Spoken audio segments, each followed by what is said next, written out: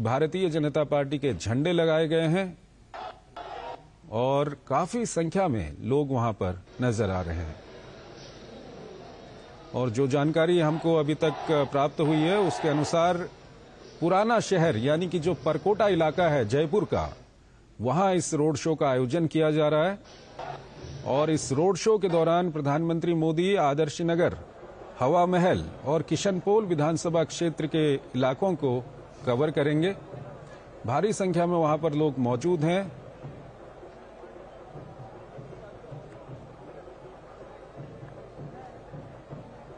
Bharatiya Janata party के झंडे लेकर वहां पर लोग पहुंचे हुए हैं और ये दृश्य इस वक्त हम आपको दिखा रहे हैं।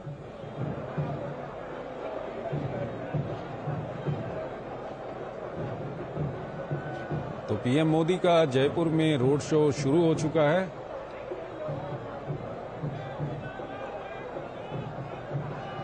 और जगह जगह पर जो रोड शो का रास्ता है वहां पर दोनों ओर लोग खड़े हैं, प्रधानमंत्री का अभिवादन कर रहे हैं। प्रधानमंत्री भी हाथ हिलाकर लोगों का अभिवादन वहां पर स्वीकार कर रहे हैं और जय श्री राम के नारे वहां पर लगाए जा रहे हैं। ये आवाजें आप तक भी पहुंच रही होंगी वहां से। और ये जो दृश्य आप देख रहे हैं उसमें प्रधानमंत्री हाथ हिलाकर लोगों का अभिवादन स्वीकार कर रहे हैं। सड़क के दोनों ओर भारी संख्या में वहां पर लोग मौजूद हैं। लोग प्रधानमंत्री पर पुष्प वर्षा कर उनका स्वागत कर रहे हैं। तो काफी महत्वपूर्ण प्रधानमंत्री का ये रोड शो है। राजस्थान में विधानसभा चुनाव हो रहे हैं और इन विधानसभा चुनावों के दौरान प्रधानमंत्री लगातार राजस्थान के कई इलाकों में चुनावी रैलियां कर चुके हैं। और ये प्रधानमंत्री का रोड शो इस वक्त आप देख सकते हैं। इससे पहले भी कल प्रधानमंत्री ने राजस्थान में ही रोड शो किया था और आज जयपुर में प्रधानमंत्री रोड शो कर रहे हैं।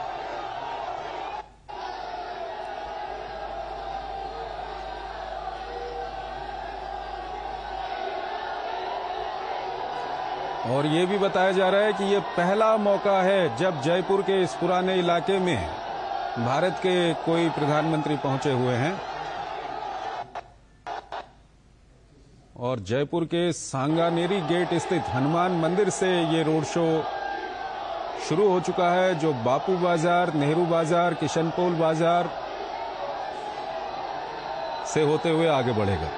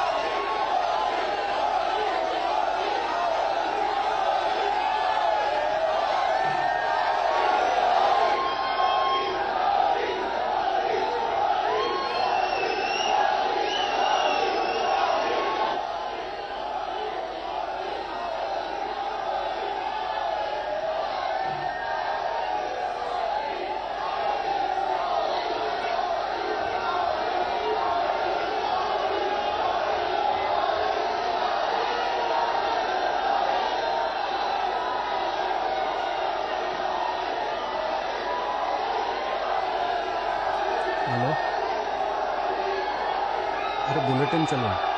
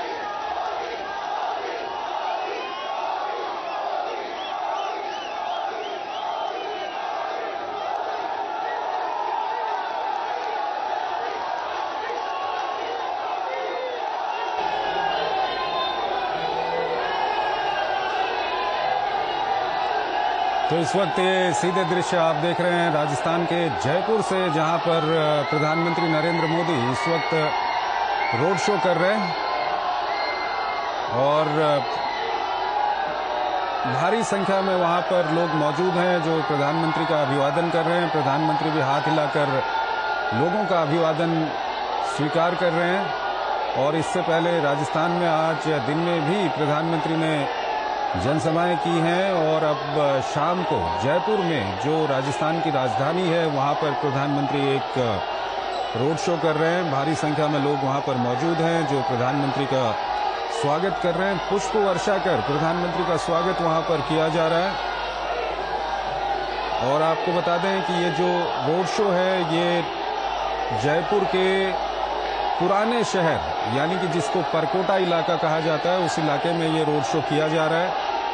और अपने रोड शो के दौरान प्रधानमंत्री मोदी आदर्श नगर, हवा महल और किशनपोल विधानसभा क्षेत्र को कवर करेंगे। यानी कि वो ये 3 विधानसभा क्षेत्र हैं जो प्रधानमंत्री के रोड शो के रास्ते में पड़ते हैं।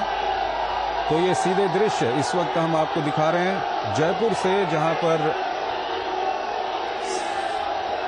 पीएम मोदी का रोड शो इस वक्त चल रहा है और सड़क के दोनों ओर भारी संख्या में लोग वहां पर मौजूद हैं जो प्रधानमंत्री का अभिवादन कर रहे हैं। पुष्प वर्षा कर प्रधानमंत्री का वहां पर स्वागत किया जा रहा है और प्रधानमंत्री भी हाथ हिलाकर लोगों का अभिवादन वहां पर स्वीकार कर रहे हैं।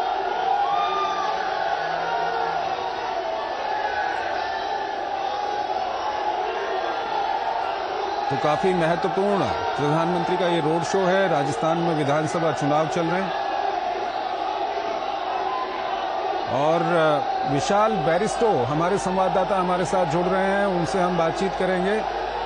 विशाल, जयपुर के जिस इलाके में ये रोड शो चल रहा है उस इलाके को लेकर के कुछ जानकारी हमारे दर्शकों को दीजिए और साथ ही साथ ये बताइए कि ये रोड शो कितना महत्वपूर्ण है। इस वक्त राजस्थान में विधानसभा चुनाव चल रहे हैं और पीएम मोदी वहां पर रोड शो कर रहे हैं और लोगों की भारी संख्या वहां पर दिखाई दे रही है, तो क्या कुछ कहेंगे आप?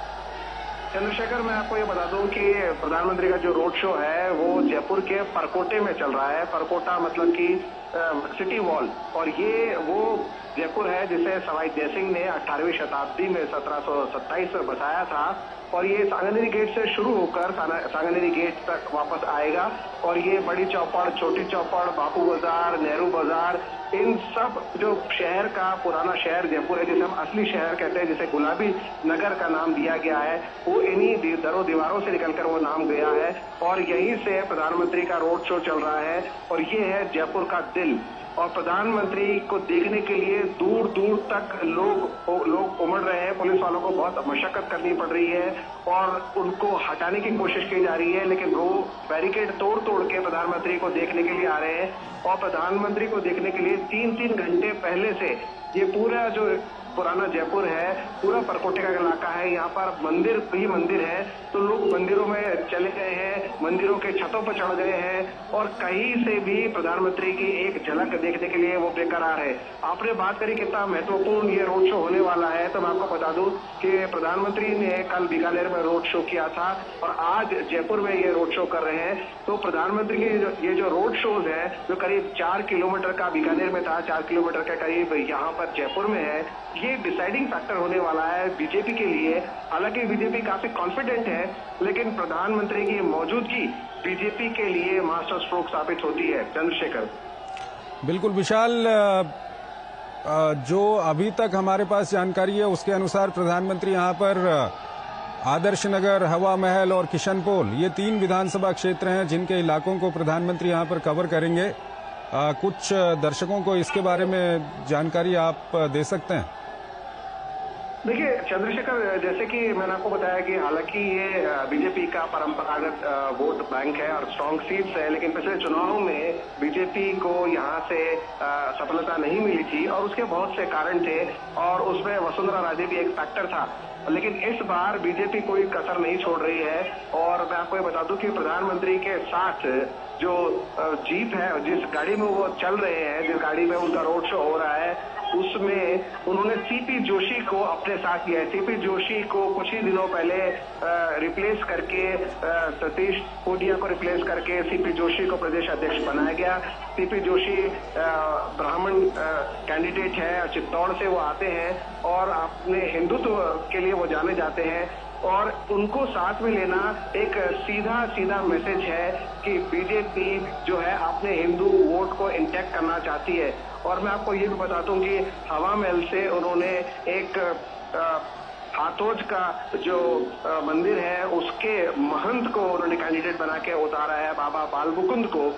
जिस तरह से तिजारा में उन्होंने एक महंत को कैंडिडेट बनाया है, तो बीजेपी ने अपना जो मैसेज है बिल्कुल साफ कर दिया है कि वो केसरिया रंग पे और कमल के बटन पर और हिंदुत्व के मुद्दे पर यहाँ चुनाव लड़ रही है। और जो अन्य मुद्दे हैं जैसे कि महिला बिल्कुल विशाल, शैलेंद्र हमारे साथ जुड़े हुए हैं, हमारे संवाददाता। शैलेंद्र, किस तरह का माहौल वहां पर आप देख रहे हैं? हम दृश्य देख रहे हैं कि वहां पर भारी संख्या में लोग मौजूद हैं और प्रधानमंत्री का काफी गर्मजोशी से वहां पर स्वागत किया जा रहा है और जिस रास्ते से रोड शो गुजर रहा है उसके दोनों ओर भारी संख्या में वहां पर लोग मौजूद हैं। बिल्कुल चंद्रशेखर, आप देखें सड़क के दोनों तरफ बड़ी संख्या में न केवल बीजेपी कार्यकर्ता बल्कि जयपुर के आम लोग, जिसमें हम युवा देख रहे हैं, जिसमें हम महिलाएं देख रहे हैं, हर वर्ग के लोग इसमें मौजूद। और निश्चित तौर पर ये तस्वीरें बताती हैं कि दुनिया के सबसे लोकप्रिय नेता किसी भी राज्य में, किसी भी शहर में जब जाते हैं और खासतौर पर जब चुनाव प्रचार के दौरान इस तरह के रोड शो बीजेपी की तरफ से प्रधानमंत्री नरेंद्र मोदी के आयोजित किए जाते हैं, तब हम ये तस्वीरें देखते हैं, लोगों का प्रेम देखते हैं। छतों पर लोग खड़े होकर प्रधानमंत्री नरेंद्र मोदी का अभिवादन करते हैं, हाथ हिलाकर स्वागत करते हैं, नजदीक से उन्हें देखना चाहते हैं, पुष्प वर्षा होती है और ये तस्वीरें दिखाती है। कल बीकानेर में भी दिखा था कि किस तरह से प्रधानमंत्री नरेंद्र मोदी का स्वागत करने के लिए, उनका अभिनंदन करने के लिए जनता बहुत उत्सुक दिखाई दे रही थी और किस तरह से लोगों का समर्थन और प्यार प्रधानमंत्री नरेंद्र मोदी को मिलता दिखाई दे रहा था। और हमने देखा कि प्रधानमंत्री हाथ हिलाकर अभिवादन स्वीकार भी कर रहे हैं। आप बाईं तरफ देखें या दाईं तरफ, दोनों तरफ जनता का एक हुजूम दिखाई दे रहा है और ये तस्वीरें देखकर निश्चित तौर पर भारतीय जनता पार्टी के जो रणनीतिकार हैं, भारतीय जनता पार्टी के जो आम कार्यकर्ता हैं, वो बेहद प्रफुल्लित नजर आ रहे होंगे। क्योंकि हम पिछले 2 दिनों से देख रहे हैं बीजेपी धुआंधार प्रचार कर रही है। राजस्थान में प्रधानमंत्री नरेंद्र मोदी की चुनावी जनसभाएं हमने देखी कल और आज। कल बीकानेर में रोड शो, आज जयपुर में ये भव्य रोड शो इस वक्त देखने को मिल रहा है। जो तस्वीरें दूरदर्शन न्यूज के जरिए जयपुर, राजस्थान और देश भर के दर्शक देख रहे हैं, निश्चित तौर पर ये तस्वीरें दिखाती हैं कितने एक तरह से प्रधानमंत्री नरेंद्र मोदी को देखने के लिए कितने लोग लालायित रहते हैं। और इन तस्वीरों में वो एक भीड़ दिखाई देती है जो प्रधानमंत्री नरेंद्र मोदी का अभिवादन करना चाहती है। तो निश्चित तौर पर बीजेपी इसी वजह से चंद्रशेखर हम देख रहे हैं कि जब अब विधानसभा चुनाव कहीं आते हैं तो प्रधानमंत्री नरेंद्र मोदी के रोड शो जरूर आयोजित किए जाते हैं। और हमने देखा था गुजरात में भारतीय राजनीति का सबसे लंबा ऐतिहासिक रोड शो हुआ था और अपने तमाम। ठीक है शैलेंद्र, आप हमारे साथ बने रहिए। हमारे साथ हमारे वरिष्ठ संवाददाता विनोद मिश्रा हमारे साथ जुड़ रहे हैं, उनसे हम बातचीत करेंगे। विनोद जी, राजस्थान में चुनाव चल रहे हैं और इस सब के बीच प्रधानमंत्री ने कई जगहों पर रैलियां की हैं और उसके अलावा बीकानेर में उन्होंने रोड शो भी किया था और अब जयपुर में रोड शो, जो राजस्थान की राजधानी है, क्या कुछ कहेंगे? राजस्थान की राजधानी नहीं है, गुलाबी शहर जो आप कह सकते हैं ना, कि जैसे कि गुलाबी शहर पूरे दुनिया में अगर आप देखें कि एक टूरिस्ट मैप पे जयपुर शहर को माना जाता है। राजे रजवाड़े से लेके और आज प्रजातंत्र की, आप सब लोकतंत्र की यही खूबी है। जब लोकतंत्र में प्रधानमंत्री रोड शो में एक एक आदमी से मिलते हैं, उनकी भावनाओं जो अभी आप देख रहे हैं कि सड़क पे तैर रही है लोगों की, तो ये लगता है ये लोकतंत्र में ही संभव है। जब ये प्राइम मिनिस्टर खुद सड़क पे आते हैं और वो चलते हुए लोगों के साथ में वो एक कम्युनिकेशन करते हैं, वो संवाद बनाते हैं, तो ये इस देश की जो ताकत है ना, ये समझ में आती है कि इस देश की जनता जो है वो कितना इम्पोर्टेंट है। तो ये गुलाबी शहर में इस तरह की जो आज ये रोड शो देख रहे हैं, वो नजारा कुछ खास इसलिए भी है कि राजस्थान में देखिए जो प्राइम मिनिस्टर मोदी की जो कैंपेनिंग है पिछले 4 दिन से, अब लगातार देखिए 4 दिन से जो लोगों के बीच जा रहे हैं, अपना रिपोर्ट कार्ड बता रहे हैं, भविष्य की योजनाएं बता रहे हैं। तो ये एक अद्भुत क्षण होता है जब एक पीएम, देश का पीएम लोगों से सीधा संवाद करता है, लोगों को अपनी योजनाओं के बारे में बताता है, लोगों के भविष्य का भारत की एक खाका सामने में रखता है और सामाजिक भागीदारी का एक देश बनाने के लिए लोगों को इसमें जुड़ने का आह्वान करता है। राजनीति अलग है, चुनाव जीतने हारने में की बात तो अलग अलग पार्टी अपने अपने तरीके से, अपने तर्कों से करती है, लेकिन सबसे इम्पोर्टेंट ये है कि इस पॉलिटिकल पार्टी में अगर आप देखेंगे तो अपने मैसेज क्या दे रहे हैं। तो जब आप लोगों के लिए मैसेज देते हैं, दूसरे पार्टी का जब आप चुनाव प्रचार देखते हैं, राजनीतिक नेताओं के बड़े बड़े नेता स्टार प्रचारक अभी राजस्थान में है, कांग्रेस से लेके आम आदमी पार्टी से लेके सबने अपनी ताकत झोंकी है, लेकिन जब वो एक मैसेज की बात होती है कि आप आम लोगों से संवाद करते हुए संवाद क्या दे रहे हैं, तब आपको लगता है वहाँ आपको एक फर्क लगता है।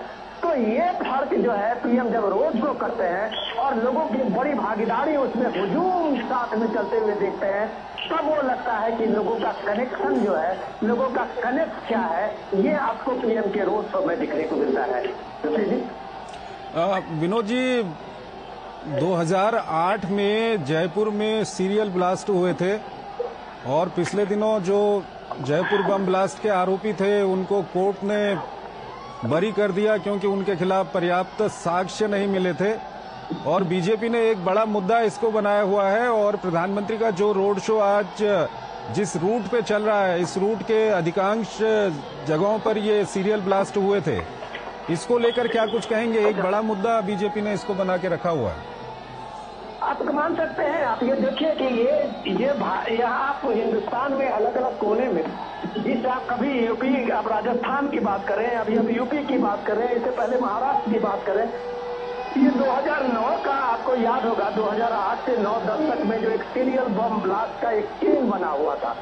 भारत के जो टूरिस्ट स्पॉट है, हिस्टोरिकल प्लेसेस है, रिलीजियस प्लेसेस है, वहाँ इस तरह के आतंकी हमले होते थे। लेकिन ये पता नहीं इस देश में सियासत की क्या एक मजबूरी है कि वो एक टेररिज्म को, एक बड़े फंडामेंटलिज्म को और सियासत में कैसे घालमेल करती है, इसका उदाहरण राजस्थान में दिख रहा है।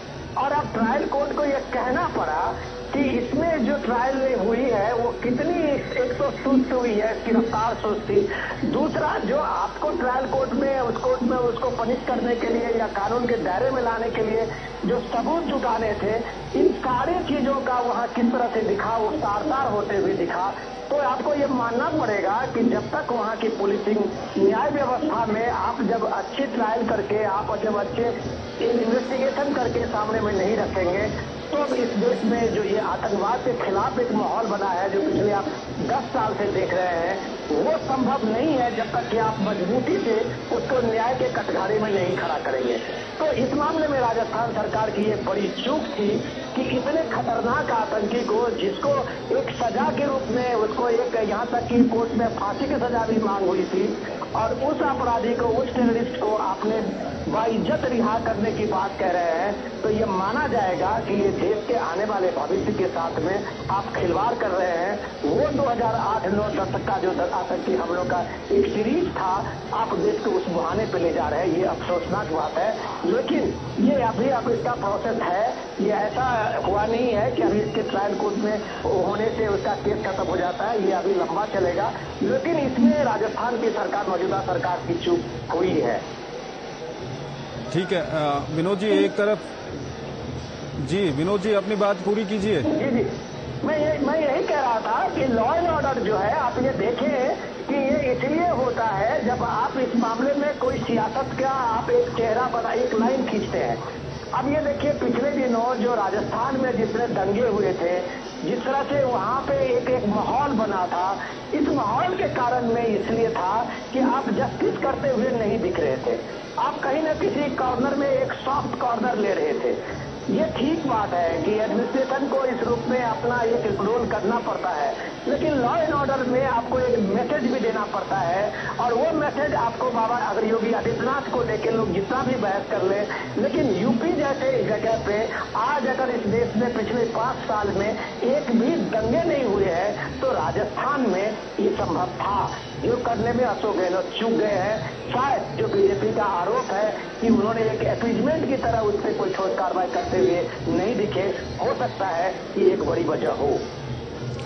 विनोद जी, इसके अलावा बार बार जो भी वहां पर जनसभाएं हो रही हैं, चाहे वो प्रधानमंत्री की जनसभा हो या बीजेपी के दूसरे नेताओं की जनसभा हो, बार बार जो राजस्थान की सरकार है उस पर आरोप लगाया जा रहा है महिलाओं के खिलाफ अत्याचार का।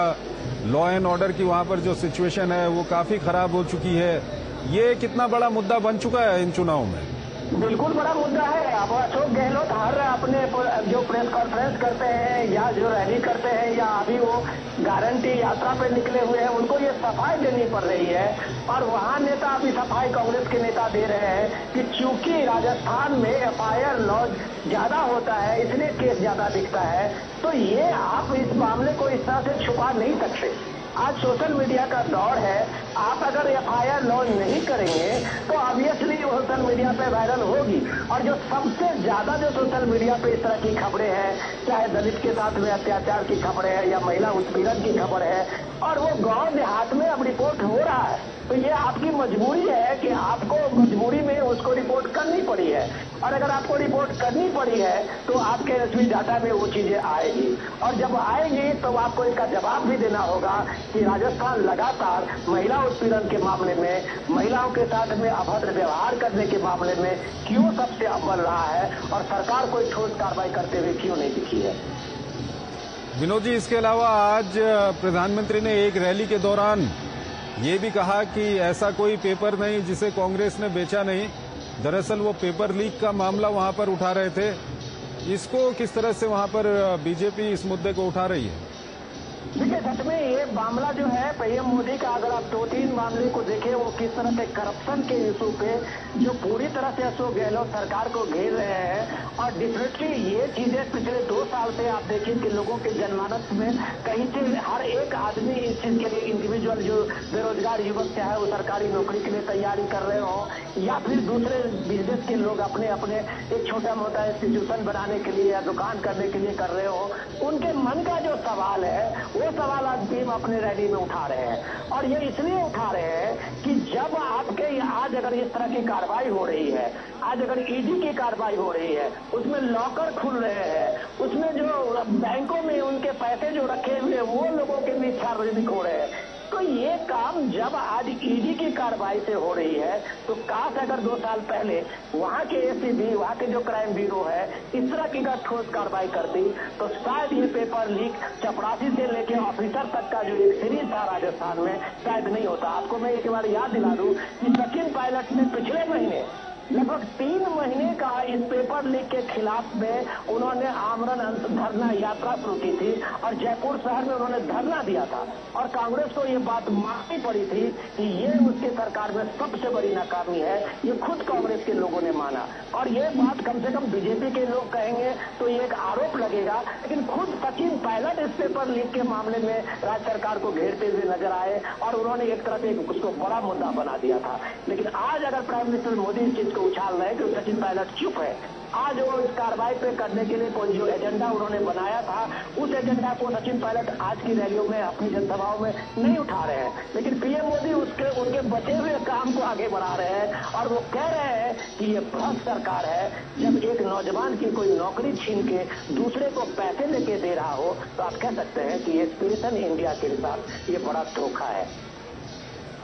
विनोद जी, आज ये जो राजस्थान में कांग्रेस की ओर से मैनिफेस्टो जारी किया गया है, इसमें फिर चिरंजीवी स्वास्थ्य बीमा की राशि को 25 लाख रुपए से बढ़ाकर 50 लाख रुपए करने, 4 लाख सरकारी नौकरियों की बात की गई है, 10 लाख नए रोजगार की बात की गई है, किसानों का कर्ज माफ करने की बात की गई है, एमएसपी के लिए कानून बनाने की बात की गई है, 400 रुपए में गैस सिलेंडर की बात की गई है। तो ये वैसे ही वादे हैं जैसे छत्तीसगढ़ में और साथ ही साथ मध्य प्रदेश में भी कांग्रेस इस तरह के वादे कर रही है, जिसके लिए बीजेपी की ओर से आरोप लगाया गया है कि फ्री की रेवड़ियां बांटने की कांग्रेस की आदत हो चुकी है इन चुनावों में।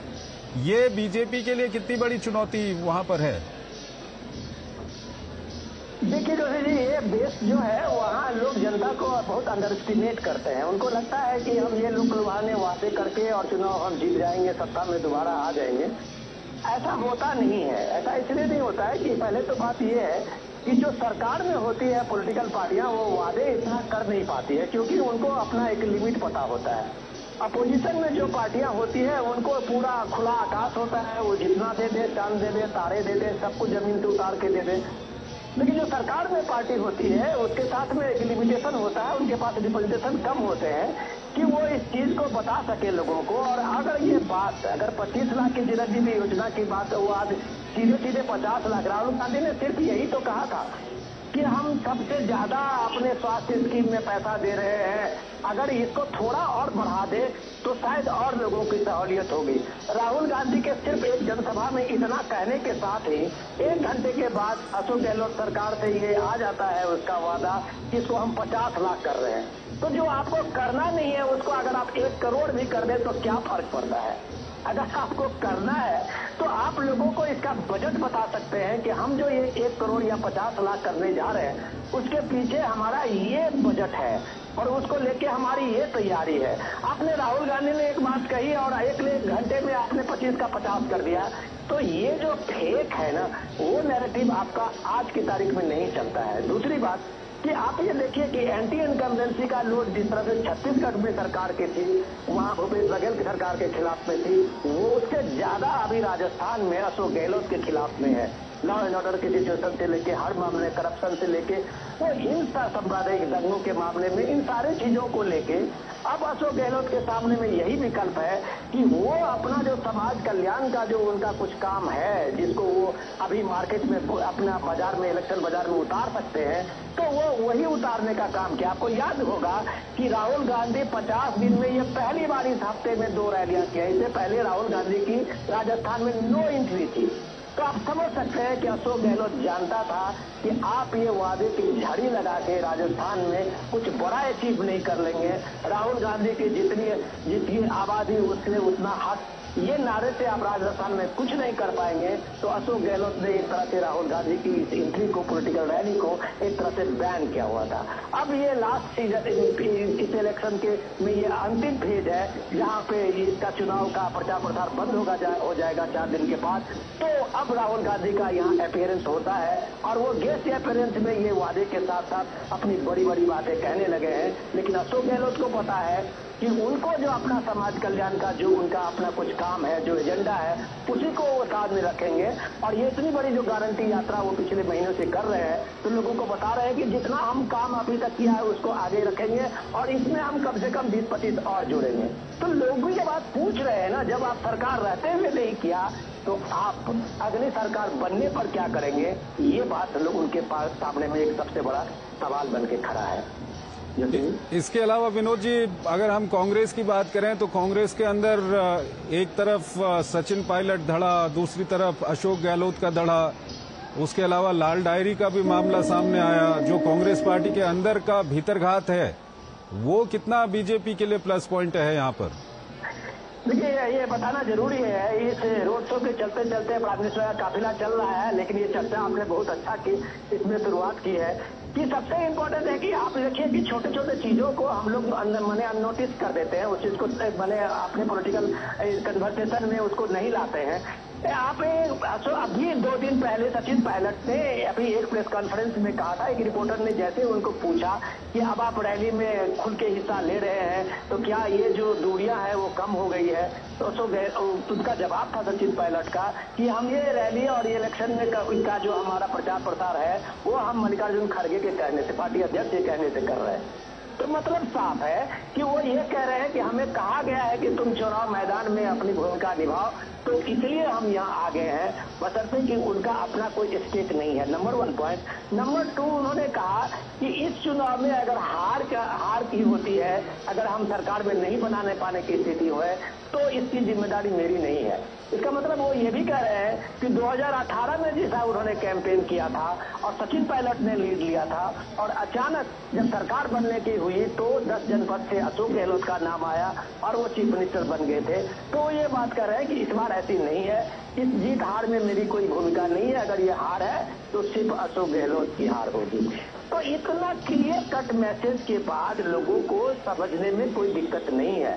दिक्कत इसलिए नहीं है कि वो बात जानते हैं कि अशोक गहलोत सिंगल हैंडेडली इस पूरे इलेक्शन को अपने फंड से या जो भी चीजें हो ये इलेक्शन को लड़ रहे हैं, उसमें प्रियंका गांधी और मल्लिकार्जुन खड़गे उनके साथ होते हुए दिख रहे हैं। लेकिन कांग्रेस पार्टी को ये पता है कि अगर सचिन पायलट की भूमिका इसमें ज्यादा बढ़ेगी तो अशोक गहलोत भी पैर पीछे खींच सकते हैं। तो ये कसमकस जो है वो अभी भी राजस्थान के चुनाव में आखिरी फेज तक चल रहा है। जोशी जी, इसके अलावा विनोद जी, अगर हम जो बीजेपी बार बार तुष्टीकरण का आरोप वहां पर कांग्रेस के ऊपर लगाती रही है, उसको हम देखें तो कहीं न कहीं क्या आपको लगता है कि क्योंकि ये जिन इलाकों में आज प्रधानमंत्री वहां पर रोड शो कर रहे हैं, यहां पर कांग्रेस ने मुस्लिम कैंडिडेट खड़े किए हुए हैं, ये वही इलाके हैं जहां पर 2008 में सीरियल ब्लास्ट हुए थे और उन सीरियल ब्लास्ट के जो आरोपी हैं उनको बरी कर दिया गया क्योंकि उनके खिलाफ पर्याप्त सबूत नहीं थे। बीजेपी ने एक बड़ा मुद्दा इसको बनाया है। उसके अलावा बीजेपी वहां पर पीएफआई की भी बात करती है, दूसरे कई अन्य मुद्दे उठाती है। तो आपको लगता है कि ये बीजेपी के जो मुद्दे हैं वो जनता के दिमाग में किस हद तक वहां पर असर कर रहे होंगे? हमें ये भूलना नहीं चाहिए कि लोग कभी भूलते नहीं हैं इन चीजों को। लोगों के साथ में जो 5 साल हुए हैं और जिस तरह से लोगों ने सफर किया है, हमको ये बताने की जरूरत नहीं है कि लोग एक एक चीजों से वो खुद रूबरू हुए हैं, उन्होंने उस चीज को भोगा है। इसी जयपुर शहर में जो दंगे हुए हैं पिछले दिनों, इसी जयपुर शहर में जो बम धमाके हुए थे, क्या आपको लगता है कि लोगों के दिमाग से वो चीजें निकल गई है? ऐसा नहीं होता है। ये बात लोगों के दिमाग में है। हर आदमी चाहता है एक प्रोस्पेरस, एक शांतिपूर्ण माहौल चाहता है, चाहे वो किसी भी कम्युनिटी के हो। कोई कम्युनिटी नहीं चाहता है कि वो झगड़े फसाद में, दंगे में उसका समय बर्बाद हो, उसकी जो कारोबार है वो बिजनेस खत्म हो। ये टूरिस्ट प्लेस है राजस्थान का, जो आप ये कह सकते हैं कि राजस्व में टूरिज्म की सबसे बड़ी भूमिका है। और अगर इस तरह की चीजें राजस्थान में होते रहे, शहरों में इस तरह के धमाके होते रहे, सांप्रदायिक दंगे होते रहे, तो आप भला कैसे टूरिस्ट से उम्मीद करते हैं कि राजस्थान के जयपुर के इस बुलंद शहर को देखने आएंगे? तो जो माहौल था पिछले 2-3 साल में आप देखें, उस माहौल में राजस्थान लोगों को डरा रहा था। और ये बात वहाँ के अक्रॉस सारे कम्युनिटी को इस बात की चुभती थी बात कि यार इससे सरकार को एक फर्म डिसीजन लेना चाहिए। तो मैं आपको पहले भी इस चीज का उदाहरण दिया था कि अगर यूपी में इतना बड़ा यूपी का 24 करोड़ के यूपी में पूरी दंगा का एक ये बन सकता है वहाँ 0 टॉलरेंस, तो क्या ये राजस्थान में नहीं हो सकता था? ये हो सकता था। लेकिन यही जो विपक्ष का अभी बीजेपी का आरोप है कि आपने अपीजमेंट की इसमें और आप उसमें ठोस कार्रवाई करते हुए नहीं दिखे, तो एक के बाद एक चीज चाहे वो सीएए के आंदोलन से शुरू कीजिए, उनका प्रोटेस्ट से लेके और लगातार तक ये प्रोटेस्ट राजस्थान में चलता रहा और शहर दर शहर जो है वो आप ये देख लीजिए कन्हैयालाल की मौत तक सामने में आ गई। तो ये जो इस तरह की चीजें बनी, काश ये अगर पहले दिन ये अगर रुकता तो उदयपुर का वो कन्हैयालाल की दुर्घटना नहीं होती, इस तरह की चीजें हत्या नहीं होती, इस तरह का एटमॉस्फेयर नहीं बनता। तो ये सरकार की एक बड़ी जिम्मेदारी होती है कि जो एटमॉस्फेयर बन रहा है उसको समय रहते उसको रोके और एक माहौल बनाए, क्योंकि राजस्थान एक टूरिस्ट प्लेस है। राजस्थान के हर शहर में लोग जो जाते हैं वो एक फील करते हैं उस टूरिज्म स्पॉट को रूप में। अगर वहाँ शांति नहीं होगी, वहाँ खुशहाली नहीं होगी, माहौल नहीं बनेगा, तो नेशनल इंटरनेशनल क्या लोकल टूरिस्ट भी एक दूसरे शहर में जाते हुए हिचकिचाएंगे। विनोद जी, इसके अलावा क्योंकि अभी बिल्कुल ये विधानसभा चुनाव वहां पर हो रहे हैं और अभी की जो देशकाल परिस्थिति है उसकी अगर हम बात करें तो जनवरी में राम मंदिर की प्राण प्रतिष्ठा की तारीख भी तय हो गई है और बीजेपी के नेता अब जहां भी चुनावी रैलियों के लिए जा रहे हैं इस बात को जरूर बोल रहे हैं। तो ये जो राम मंदिर का मुद्दा है इस बार के चुनाव की अगर हम बात करें, और खासकर अभी क्योंकि प्रधानमंत्री जयपुर में रोड शो कर रहे हैं, हम राजस्थान की बात करते हैं, वहां पर कितना असर करेगा ये मुद्दा? आपने बहुत सही सवाल किया है कि देखिए ये इलेक्शन में जिनको लग रहा हो कि अब वो राम मंदिर का मुद्दा वो खत्म हो गया है और उसमें कुछ अभी बचा नहीं है, तो उसके लिए कम से कम ये है कि राजस्थान, गुजरात, ये सब ऐसे स्टेट रहे हैं जो कार सेवा के रूप में अगर आप देखिए कि उस समय से राम मंदिर आंदोलन में राजस्थान कभी दूसरे तीसरे नंबर का स्टेट आता था। तो आप ये देखिए कि ये वीरों का शहर है, ये धरती त्याग और त्याग के लोगों का शहर है। ये शहर जो है वो सबसे ज्यादा भारत की आस्था, भारत की जो सनातन संस्कृति है उसके ध्वज रक्षक के रूप में राजस्थान के शूरवीरों का सबसे पहला नाम रहा है। तो ये जब कभी आप राजा राम की और उसके प्राण प्रतिष्ठा की बात होती है, भव्य राम मंदिर की, तो राजस्थान जाहिर सी बात है कि उसके घर घर में एक उत्सव का माहौल है। हमने देखा है कि वहाँ राम को लेके, वो एक आदर्श पुरुष को लेके वहाँ पे जो लोगों में एक कनेक्शन है, तो ये बात तो जरूरी है। जब यहाँ पे अमित शाह अपनी रैलियों में जाते हैं और वो एक इन्विटेशन देते हैं कि यहाँ सारे लोग आए, जो 22 तारीख का वहाँ का राम मंदिर का शिलान्यास का रामलला का जो प्राण प्रतिष्ठा हो रही है मूर्ति का, तो जाहिर सी बात है ये लोगों के दिल में है। तो अगर कोई बड़े लीडर जब बात करते हैं पब्लिक फोरम में, तो वो लोगों के दिल को टटोलते हैं कि उनके मन में जो वो चीजें हैं वो एक तरह से बाहर आए, वो भावनाएं वो सामने में दिखे। और इस भावना को लेके ये आप जरूर कह सकते हैं कि इसका बहुत बड़ा इम्पैक्ट है, क्योंकि भारत के 500 साल के इतिहास में संघर्ष के बाद अगर ये 22 जनवरी का वो सपना पूरा हो रहा है, तो आप मान सकते हैं कि हिंदुस्तानी, करोड़ों हिंदुस्तानी का, उनके 3-4 पीढ़ियों का, पूर्वजों का जो एक सपना था वो साकार होते हुए देख के डेफिनेटली आप कह सकते हैं कि ये एक बड़ा मुद्दा है और लोगों के मन में जरूर है ये सब। विनोद जी, फिर हम उन मुद्दों की ओर आते हैं जिन मुद्दों को यहाँ पर काफी उठाया जा रहा है। और उन मुद्दों की हम बात करें उससे पहले आपसे ये जानना चाहेंगे कि चाहे हम छत्तीसगढ़ की बात करें, मध्य प्रदेश की बात करें या राजस्थान की बात करें, ये जो वादे करने की इस बार राजनीति चल रही है कि कुछ भी वादा आप कर दें और आप ये ना बताएं कि उन वादों को कैसे पूरा करेंगे, तो इस राजनीति को इस बार के चुनाव में थोड़ा सा ये बढ़ गया है। क्या कहेंगे इस बारे में? क्या मैं तो ये कहूंगा कि ये वादे तो अब इस तरह से बता रहे हैं कि मुझे लगता है कि जब सब कुछ लोगों को इस वादे से और इस गारंटी से मिल ही रहा है तो लोगों को शायद कुछ करने की जरूरत ही ना हो। तो इतनी जब वादे की लिस्ट में, और मुझे तो ये लगता है कि मैनिफेस्टो आने के बाद भी छत्तीसगढ़ में आपने देखा होगा कि रोज कुछ न कुछ पब्लिक रैलियों से वादे निकलते रहे थे। तो ये लिस्ट बड़ी हो रही है, लेकिन शायद इनको कोई पूछने वाला नहीं है कि इतनी बड़ी लिस्ट के पास आपके पास में इसका फंड का क्या मैनेजमेंट है। तो उनके सामने में इस बार ज्योति जी हमको ये बात नहीं भूलनी चाहिए कि आपके साथ में ये गारंटी वाला जो स्कीम और फॉर्मूला है उसका दो बेस्ट उदाहरण आपके साथ में कांग्रेस का हिमाचल प्रदेश और कर्नाटक है। कर्नाटक सरकार ने 6 महीने पूरे किए हैं आज के ही दिन।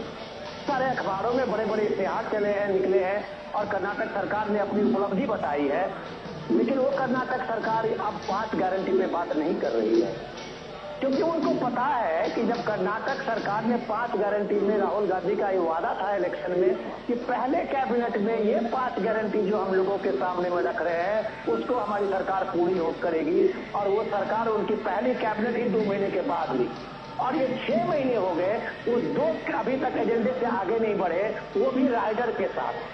तो जब आप कर्नाटक के एक संपन्न स्टेट में, मैं जैसे आपको एक केस स्टडी के रूप में एग्जांपल दे रहा हूँ, जब एक संपन्न स्टेट में जिसका 3.5 लाख करोड़ का बजट है, उस बजट में आप 5 जो आपका फ्रीबी का एजेंडा है जिसको आपने गारंटी नाम दिया है उसको पूरा करने में आपको इतनी मशक्कत करनी पड़ रही है, तो राजस्थान जैसे, छत्तीसगढ़ जैसे इन छोटे इस राज्यों में जो कि जिसकी इकोनॉमी बहुत कमजोर है, ऐसे राज्यों में आप कल्पना करिए कि आप कैसे पूरा करेंगे। तो ये बात लोगों को पता है, और लोगों को ये भी पता है कि जब आप किसी चीज के फ्री करते हैं ना, तो आप ये बात जान लीजिए कि कहीं दूसरी तरफ से उसके पॉकेट से पैसा निकाल भी लेते हैं। ये वही राजस्थान है जिसमें आपने 1 महीना पहले कहा कि हम गैस को 500 रुपये गैस देंगे, और अगले महीने में आपने पेट्रोल और डीजल का दाम वैट बढ़ा दिया। तो आप सोच लीजिए उसी जनता को उसी वैट के रूप में आपने पैसा भी पॉकेट से ले लिया।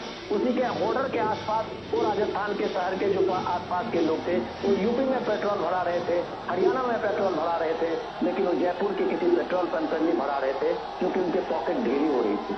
तो ये जब आप लोगों के सामने में एग्जाम्पल है कि सरकार या कोई भी चीजें दुनिया में फ्री नहीं मिलती है। आपको जो अभी फ्री मिल रही है सामने से, वो पॉकेट के पीछे से आपके पैसा निकाला भी जा रहा है। तो ये ऐसा हकीकत हर लोगों के सामने में है और लोग इस बात को महसूस कर रहे हैं। इसलिए आप लिस्ट चाहे जितनी भी बड़ी कर लीजिए, इसका चुनाव में बहुत ज्यादा इम्पैक्ट नहीं होता। ठीक है विनोद जी, बार बार बीजेपी विनोद जी आप हमारे साथ बने रहिए। हम हमारे संवाददाता शैलेंद्र मिश्र भी हमारे साथ जुड़े हुए हैं। शैलेंद्र, ये जिस तरह का रिस्पांस मिल रहा है वहां पर प्रधानमंत्री के रोड शो को, क्या कुछ अंदाजा लगा सकते हैं इससे? निश्चित तौर पर देखिए बीजेपी काफी प्रसन्न होगी। राजस्थान बीजेपी के नेता इसी तरह के रिस्पांस की उम्मीद कर रहे थे, और यही वजह है कि कल जब बीकानेर में जब एक भव्य रोड शो देखने को मिला प्रधानमंत्री नरेंद्र मोदी का, उसके बाद जब तमाम बीजेपी नेताओं से हम लोगों ने बातचीत की, उनका कहना था कि जयपुर में जो रोड शो होगा वो उससे भी भव्य होगा। और वही ये तस्वीरें दिखा भी रही हैं कि किस तरह से लोगों का एक रिस्पांस दिख रहा है, लोगों का उत्साह दिख रहा है। और यही वजह है कि हम भारतीय जनता पार्टी के चुनाव प्रचार की रणनीति को देखें तो उसमें चुनावी जनसभाओं के साथ साथ राज्य के बड़े शहरों में रोड शो के कार्यक्रमों को भी रखा जा रहा है। बीते हम अगर 2 वर्षों से तमाम विधानसभा चुनावों को देखें तो प्रधानमंत्री नरेंद्र मोदी के लंबे बड़े भव्य रोड शो हुए हैं। गुजरात के अहमदाबाद का ऐतिहासिक रोड शो सभी को याद है, और बीकानेर में राजस्थान में हमने देखा कि किस तरह से एक रिस्पांस देखने को मिला। और आज ये जो भारी भीड़ है बताने के लिए काफी है। ये जो तस्वीरें इस वक्त दर्शक देख रहे होंगे, सड़क के दोनों तरफ इसमें लोग इकट्ठा हैं, सभी वर्ग के लोग हैं और निश्चित तौर पर बीजेपी प्रसन्न हो रही होगी प्रधानमंत्री नरेंद्र मोदी के रोड शो में तस्वीरें देखकर। तो निश्चित तौर पर प्रधानमंत्री नरेंद्र मोदी भी हाथ हिलाकर अभिवादन कर रहे हैं, अभिनंदन स्वीकार कर रहे हैं और हमने देखा है कि दुनिया के सबसे लोकप्रिय नेता के तौर पर प्रधानमंत्री नरेंद्र मोदी जाने जाते हैं और वो कहीं भी जाते हैं और खासतौर पर जहां पर चुनाव होता है उन राज्यों में जहां वो रोड शो करते हैं, इस तरह का एक जबरदस्त रिस्पांस देखने को मिलता है, न केवल बीजेपी कार्यकर्ताओं का बल्कि आम लोगों का, आम शहर के लोगों का। और हम देख रहे हैं कि सड़क के दोनों तरफ वो दिखाई भी दे रहा है और दोनों हाथों से कई जगहों पर प्रधानमंत्री नरेंद्र मोदी अभिवादन स्वीकार करते, अभिवादन करते हुए नजर आते हैं। तो निश्चित तौर पर ये तस्वीरें भारतीय राजनीति में एक तरह से कहें कि एक दुनिया के सबसे लोकप्रिय नेता के रोड शो की तस्वीरें हैं, जो दिखाती हैं कि वो कितने न केवल एक संवाद कौशल के धनी है बल्कि किस तरह से जनता से कनेक्ट हुआ जा सकता है, कितने माध्यमों से कनेक्ट हुआ जा सकता है। और खासतौर पर जब चुनाव प्रचार का मौका होता है पार्टी के लिए तो कोई कोर कसर प्रधानमंत्री नरेंद्र मोदी नहीं छोड़ते हैं। ये तस्वीरें ये बयान करती हैं। जी चंद्रशेखर जी, शैलेंद्र, मेरी आवाज आ रही है आप तक? जी बिल्कुल आवाज आ रही है। आप कोई शैलेंद्र, आप पिछले कुछ दिनों से यहाँ पर मौजूद हैं और लगातार जो वहाँ पर विधानसभा चुनाव का माहौल है उसको आप देख रहे हैं। क्या कुछ मतदाताओं के दिमाग में, क्या कुछ बड़े मुद्दे इस बार आपको वहाँ पर लग रहे हैं? क्या कुछ कहते हैं मतदाता?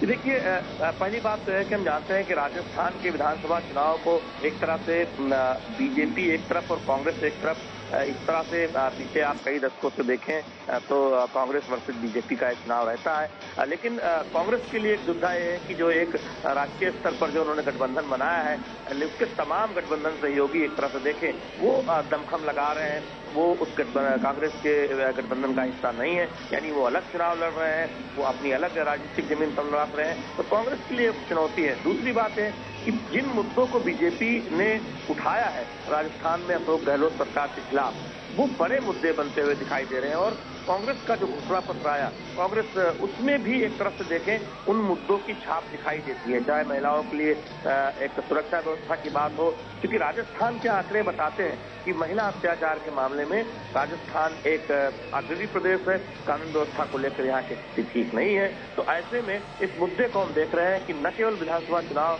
जब अब मतदान की तारीख बेहद नजदीक है, बल्कि बीते कई महीनों से बीजेपी से बहुत जोर शोर से उठा रही है। जब यात्राएं निकाली गई थी राज्य में, बीजेपी के तमाम नेता यात्राओं में शामिल हुए थे, तभी अशोक गहलोत सरकार को घेरने की कोशिश की गई थी और ये कहा गया था कि अशोक गहलोत सरकार दरअसल जो आरोपी होते हैं उन पर कार्रवाई करने को लेकर इच्छुक नहीं रहती। और हम जानते हैं कि जब एक मंत्री ने विधानसभा के अंदर ये कहा कि उनका एक वीडियो भी आया है, एक कथित वीडियो जिसमें हमने देख रहे हैं कि कुछ एक महिला है वो पैसे वापस कर रही है उनको गुस्सा जताते हुए। तो दरअसल जब उन्होंने एक बयान दिया कि राजस्थान मर्दों का प्रदेश है और उस बयान की इतनी निंदा हुई, चौतरफा आलोचना हुई कि महिला अत्याचार इसलिए होते हैं यहाँ पर